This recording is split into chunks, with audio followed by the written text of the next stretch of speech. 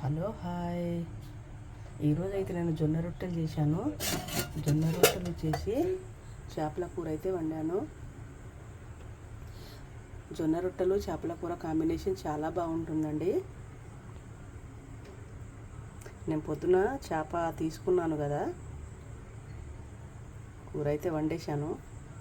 కొన్ని ముక్కలు ఫ్రై చేశాను, కొన్ని ముక్కలు అయితే కూర వండాను. ఓకే, ఇప్పుడైతే జొన్న రొట్టెలు చాలా చేశానండి. అంటే చాలా రొట్టెలు చేశాను.